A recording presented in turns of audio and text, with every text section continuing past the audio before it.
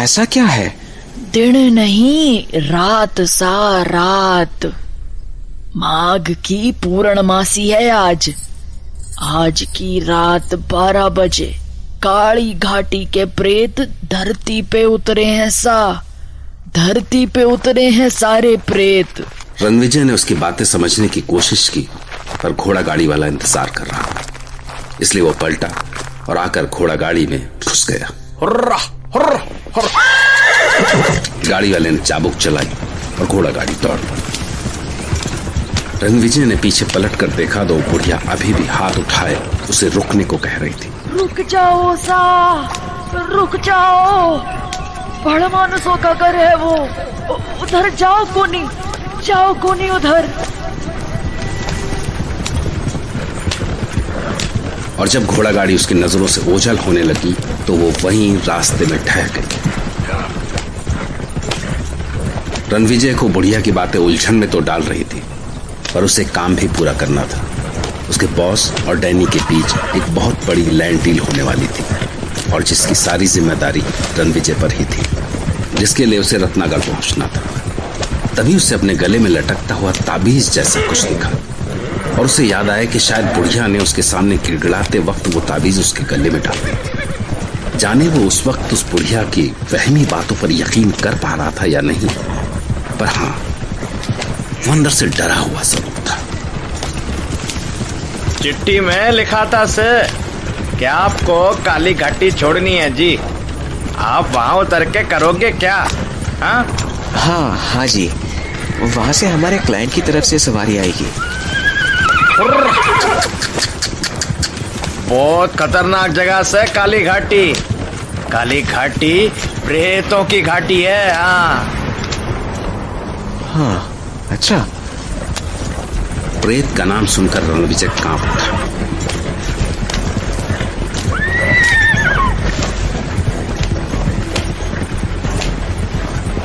रणविजय को समझ में नहीं आ रहा था कि इस तांगे वाले को रत्नागढ़ पहुंचने की ऐसी क्या जल्दी थी।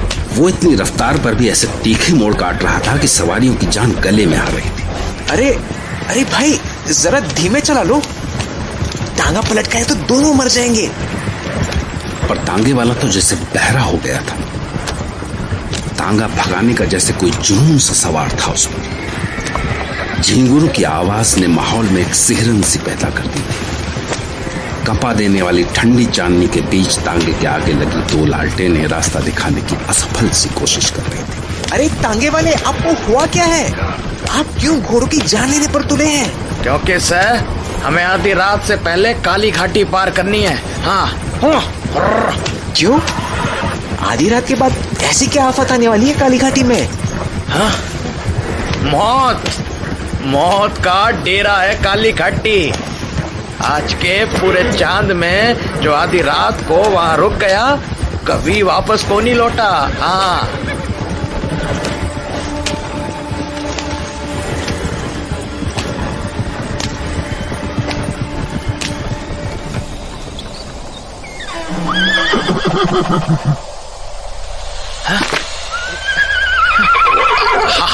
चल चल चल मेरे बच्चे, चल चल चल चल चल चल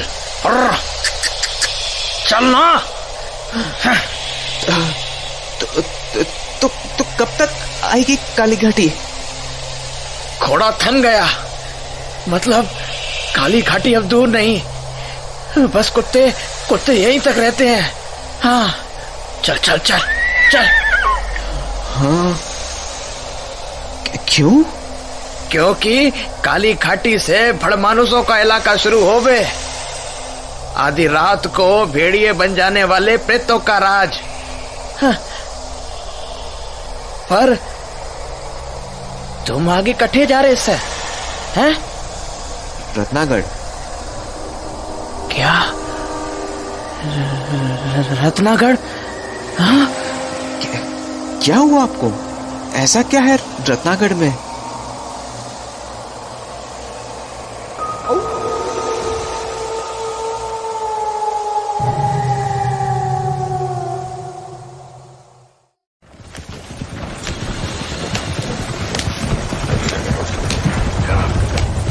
जैसे जैसे घोड़ा गाड़ी काली घाटी की ओर बढ़ रही थी, ठिठुरन भी बढ़ती जा रही थी। ठंड के अलावा रात को भेड़िए बन जाने वाले प्रेतों का डर सबकी हड्डियां तक जमाए दे रहा था। ये आवाज कैसी है? शायद उधर पहाड़ियों के पार तूफान आया है, जल्दी इधर भी आएगा। हाँ, अरे जल्दी चलो। जैसे जैसे घड़ी की सुई आगे बढ़ रही थी, तांगे वाला और बेरहम होता जा रहा था। तभी पहली बार दूर से आती भेड़ियों की आवाज सुनाई दी और साथ ही तांगे वाला पहली बार बोला, 1 घंटा पहले पहुंच गए। आ गई काली घाटी? और क्या, भेड़ियों की आवाज सुनी को नहीं, इसके आगे से उन्हीं का राज शुरू होवे। पर थमे लेने वाला तो आया को नहीं अभी तलक है? बोलो क्या करें? मैं उतर जाता हूँ यहीं। माथा फिर गया है थारो, जान को नहीं प्यारी। यहाँ 10 मिनट भी खड़े रह गए तो भेड़ियां फाड़ खावेंगे, थमे हड्डी तक चबा जावेंगे। तो फिर क्या करूं? इंतजार ही करना पड़ेगा, और चारा को नहीं।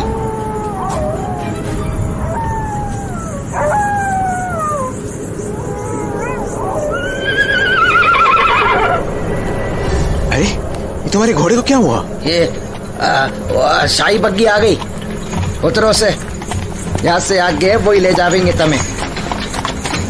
वो सचमुच शाही बग्गी थी। रंगीन कांच की खिड़कियां सुंदर पर्दों से ढकी हुई थी। उसके सामने एक ऊंची सी सीट पर बग्गी वाला सवार था और उसके सामने 4 शानदार 8 फीट ऊंचे चमकते काले घोड़े।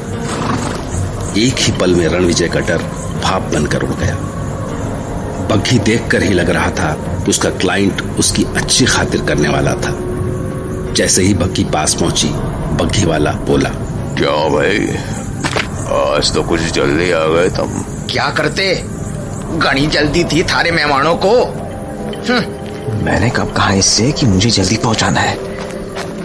कुछ भी बके जा रहा है। बग्घी वाला आगे बढ़ा और बड़े अदब से रणविजय के सामने झुक गया। हमारे साथ चलो। हाँ चलो। जरा रुको से।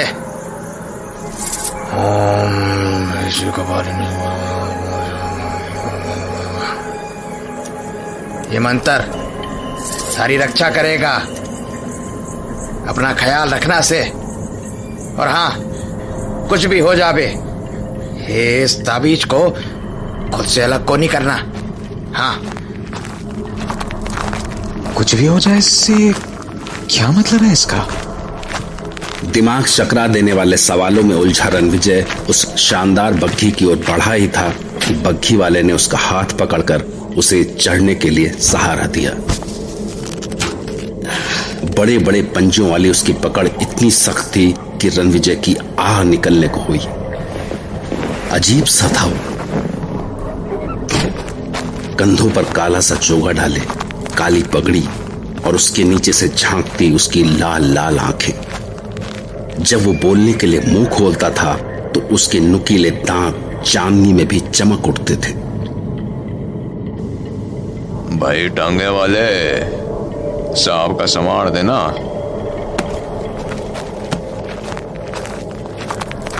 बग्घी वाले ने रणविजय का बैग लिया और अंदर उसके पैरों के पास डाल दिया। बग्घी अंदर से शानदार थी। नर्म गद्दीदार सीट्स और मखमली पर्दों के अलावा पैरों के नीचे बिछी मोटी कालीन। मालिक तेरा ख्याल रखने को बोले आप खास मेहमान उनके। सर्दी बहुत है, जरोखे के नीचे बिलायती दारू है, 2 घूंट लगा लो, ठंडी भाग जाएगी।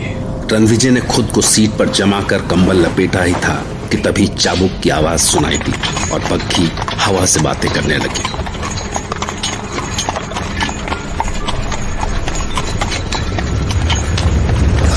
घोड़ों की रफ्तार से लग रहा था जैसे वो और भी जल्दी में थे। पहाड़ी रास्ते के दोनों ओर पेड़ों ने रास्ते के ऊपर छत सी बना ली थी, इसलिए रास्ते पर अंधेरा सा ही था। इसलिए बग्घी को बस उसके आगे दोनों ओर लगी पीतल की लालटेनों की रोशनी का ही सहारा था। क्या कहते हो, कब तक पहुंच जाएंगे रत्नागढ़? चलो। हाँ भाई, कुछ पूछा मैंने, कोई जवाब नहीं। ये जगह ही अजीब नहीं है, यहाँ के लोग तो उससे भी अजीब है।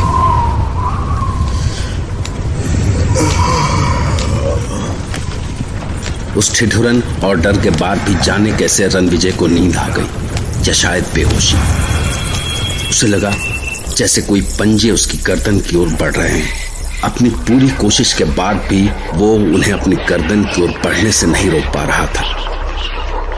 ऐसा लगा जैसे छोटा सा बकरी का बच्चा बाघ को रोकने की कोशिश कर रहा है। अगले ही पल वो पंजे उसकी गर्दन पर थे। जैसे जैसे पंजों की पकड़ मजबूत होती जा रही थी, उसका दम घुटता जा रहा था।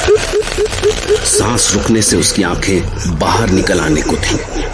तभी उसे बग्घी की खिड़कियों से छन कर आती चांदनी में बग्घी वाले का लंबा, सूखा और पथरीला सा चेहरा दिखा और गड्ढों में से झांकती उसकी एक जोड़ी लाल आंखें।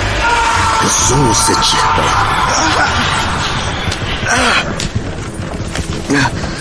क्या हो गया सा? कोई अंदर आ गया क्या?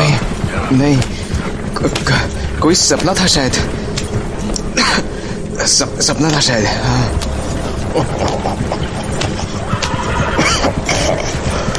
तब चिंता कौन है?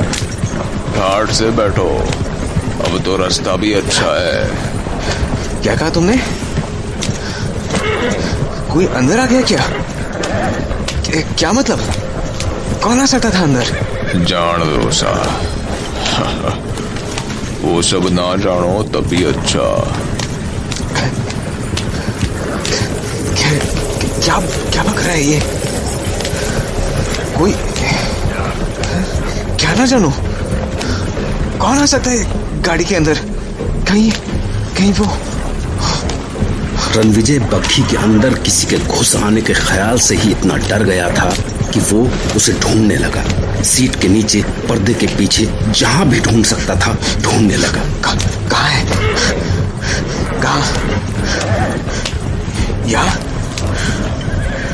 कहाँ गया? कहाँ है वो? अंधेरे में कुछ दिख भी तो नहीं रहा। या शायद आया ही ना हो अंदर। हाँ, शायद कोई नहीं आया अंदर। हाँ। बग्घी इतनी तेज रफ्तार से चली जा रही थी कि अगर पहिए के नीचे कोई पत्थर आ जाता तो वो घोड़ों समेत सैकड़ों फीट नीचे खाई में गिरते और भेड़ियों का शिकार बन जाते। ये हो क्या रहा है? बग्घी बार बार उसी रास्ते से क्यों गुजर रही है? हाँ? क्या ये उसी रास्ते पर चक्कर काट रहा है? हाँ?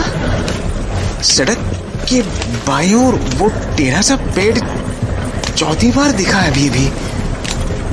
पर क्यों कर रही है ऐसा? क्या मैं जिंदगी भर इन्हीं पहाड़ियों में भटकता रहूंगा? पूछूं उसे। सुनो। नहीं, क्या फायदा, ये जवाब तो देने से रहा। कुछ देर बाद उसे वक्त का ध्यान आया और उसने अपनी पॉकेट से निकालकर माचिस जलाई। समय क्या हुआ है? 12:30। हे भगवान, उस सवारी ने कहा तो था कि काली घाटी में आधी रात के बाद भेड़िए बन जाने वाले प्रेतों का राज होता है।